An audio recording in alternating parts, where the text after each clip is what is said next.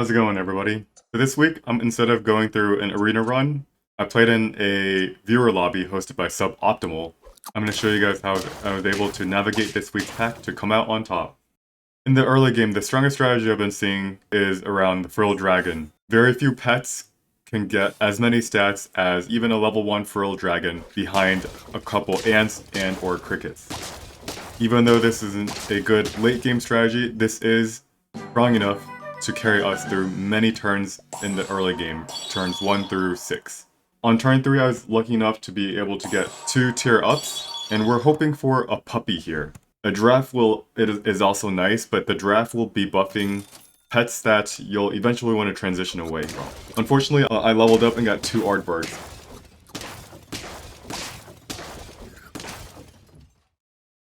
And here on turn 4, there's honestly not much to do. There's no pets that we want to pick up.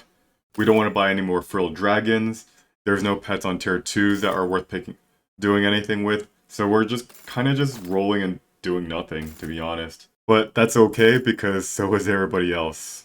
Not only that, since I'm at 15 health, if I lose this round 4 fight, I will be at 13 health and I'll still have 5 lives remaining before I'm knocked out.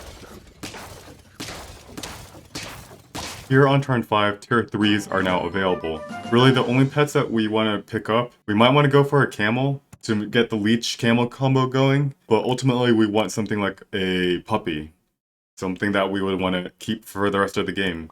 Now I have a snail and I just buy the snail because why not? And in one roll I find an aardvark. And once I level this aardvark, I'm hoping for a couple pets. Dragonfly, the pet that I prefer the most, is caterpillar. Unfortunately, we get a crow, but I do pick up the crow here because it keeps our options open. If we were to, say, we roll into a puppy next turn, we can almost immediately get it to level 2. The next turns, we see some other pet that we want, again, we can get it to almost level 2 as fast as we can. Something that's important to note this hack is that there's actually no chocolates. The only way to experience something up is by buying a crow. So on turn 6, with 10 gold, I don't want to spend money on things that I will eventually sell. So I'm actually basically just hoping for puppies. Unfortunately, as you can see, I roll over and over again and I see neither a puppy nor a camel. Not until I have 1 gold left and I ultimately decide that I want to pass up on this camel because there's no way we're going to get it to level 2 in time for leech to be that effective. Despite spending all 10 gold on rolling and not buying a single pet, I was still able to win, which is actually incredible. Now, turn 7, what is available? Honestly, there's a caterpillar and kind of dragonfly. I don't really like dragonfly. There's still not that many pets I want to keep for the long term. But before we start finding scaling, we want to find pets that can carry us. This is a viewer lobby with some of the best players out there, so we can't just go for a single big puppy or a single big leech and hope that it just wins us the game. We have to have big strong pets and also meaningful pets. And so with 2 gold left, I roll into a rooster. This pet, while it starts off as just kind of a little dinky unit, it has potential.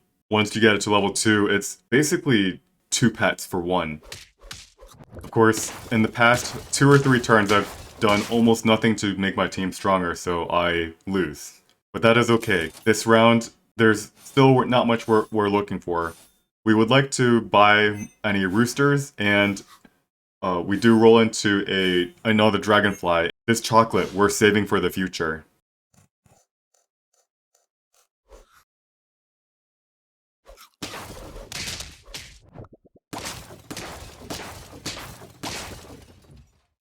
After winning that fight, we see a beautiful moose sitting there in our shop. So I pick up a moose, feed it some chocolate, and I start rolling. Now, the moose does have a downside. While we do want a level 2 moose, we also need to start freezing pets in the shop in order for its scaling to be meaningful. And without chocolates available as food, we no longer have an easy way to get to a level 2 moose. I will be unfreezing all my shop so that I can try to find that moose the next turn.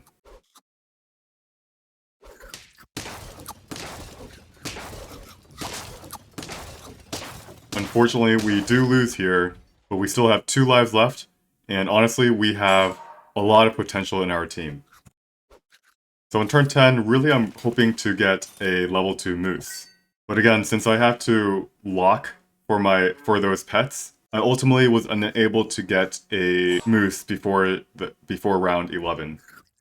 And once round 11 starts, the odds of finding a moose is even lower.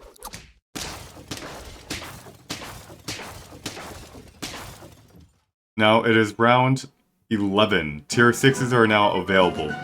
The pets that we're looking for are things like T-Rex and ostrich. However, at the beginning of our shop, we see something interesting. We see an alpaca. And an alpaca is essentially a chocolate. While it does take a slot, which is often too costly for people to buy an alpaca, we actually have 3 pets that we want to sell. A cow, the dragonfly, and that frilled dragon that's been here since the first turn of the game. So we pick up that alpaca and we start rolling. Admittedly, I do get lucky. With 2 shop slots locked, I am still able to find that moose. And then also a rooster. We freeze that rooster for next turn and we head into battle. This guy has a whole bunch of peppers, which I was able to knock out with my small pets in front. With that massive cock in the back, I was able to win the fight. Turn 12. The alpaca gives the rooster a chocolate, and I immediately can get a level 2 rooster. When I level up, I get another alpaca. And since I have the space for it, we're gonna have 2 alpacas, and we're gonna transition away from that frilled dragon into another pet. And any pet that we transition into will immediately be level 2. Instead of rolling to find pets that we are looking for, I go ahead and just buy a cat.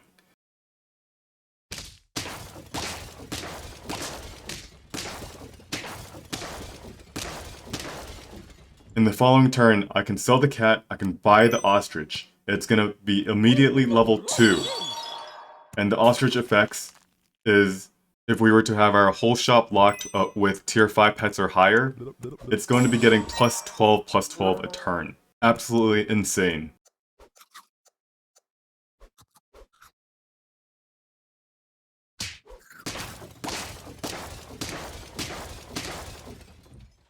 That rooster is almost done scaling, and we can use that moose to start scaling 2 new pets.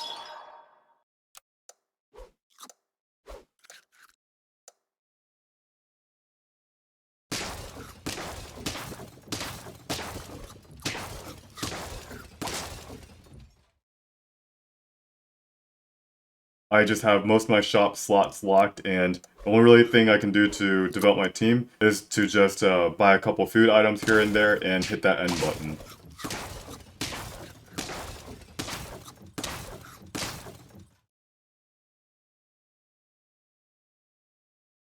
By the way, looking at that ostrich, it is end of round 16 and it is already 50-50. Keep in mind that we bought it only 3 turns ago on round 13.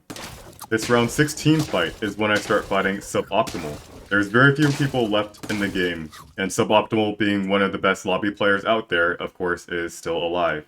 However, both he and I know that he has no chance, and it's basically he's got terminal cancer and he's just waiting for his death.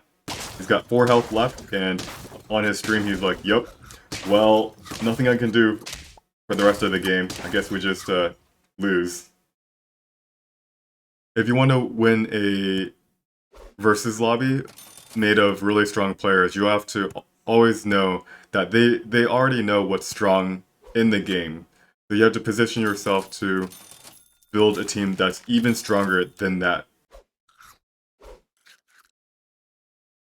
This last fight, he bought a lionfish, which was actually a really good counter for a meloned up ostrich, but it's just not enough. There's just too much stats, too much utility in the pets in my team. GG.